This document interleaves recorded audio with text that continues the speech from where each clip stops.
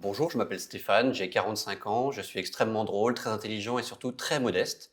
Je travaille chez Eldo depuis à peu près 8 mois en tant que CPTO, c'est-à-dire Chief Product and Technology Officer. Précédemment, j'ai travaillé et vécu pendant 7 ans en Californie où j'ai eu le bonheur de pouvoir monter une société, de travailler pour des entreprises de la tech. Les forces actuelles de l'équipe Product Engineering sont diverses et variées. Tout d'abord, elles reposent sur les valeurs de la société Eldo, la bienveillance, la solidarité, et ça se manifeste notamment par la mise en place de peer programming, de coaching, et de relations symbiotiques entre l'équipe produit et l'équipe engineering. Et puis je dirais, il y a une très très bonne atmosphère. On aime beaucoup les blagues, surtout les miennes, puisque je suis le patron de cette équipe, donc ils ont plutôt intérêt à aimer mes blagues. Mis à part cela, une bonne atmosphère, beaucoup d'ambiance positive et une envie de grandir ensemble. Dans l'équipe Product Engineering, nous sommes une petite quinzaine, avec des profils divers et variés, des product managers, UX designers, développeurs, DevOps et aussi un VP Engineering et un Head of Product. Les challenges techniques auxquels l'équipe Product Engineering d'Eldo sont confrontés sont de nature profonde, diverses et variées. Par exemple, nous devons à la fois réaliser des améliorations fonctionnelles, corriger évidemment des choses qui devraient l'être, et enfin procéder à une migration technique en passant à une architecture microservice. Donc c'est comme si, au final, vous aviez une voiture qui était lancée dans une direction particulière et pour laquelle vous changiez les pièces une par une.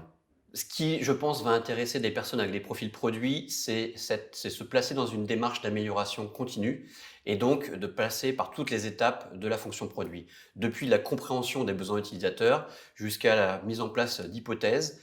On valide par un MVP et ensuite, une fois que c'est OK, on investit massivement pour les développements. Donc ça, ce sont les bonnes pratiques produits. Deuxième chose, c'est la consultation de la donnée, ce qui permet d'améliorer de façon continue l'expérience, évidemment, outre la récupération des insights, la consultation, la collecte, l'utilisation de la donnée. Et tout ceci, c'est le troisième point, dans une démarche très très très forte de création d'une expérience qui soit bonne pour les personnes qui sont en recherche d'amélioration de leur habitat. La raison pour laquelle personnellement j'ai décidé de rejoindre l'aventure Eldo, c'est justement pour pouvoir mettre en valeur les savoir-faire des artisans et je pense à ce qui va aussi motiver des personnes avec des profils produits, des product managers, des product designers à rejoindre l'équipe, mettre en valeur les savoir-faire et faire en sorte que les particuliers puissent le voir au mieux.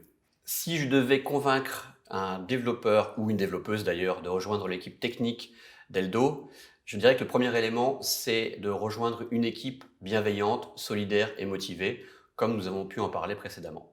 Deuxième chose, ce sont les challenges techniques de migration, de construction de valeurs fonctionnelles dont je parlais précédemment aussi, qui font qu'il y a toujours quelque chose de nouveau à découvrir, quelque chose de nouveau à apprendre et surtout une contribution forte et individuelle.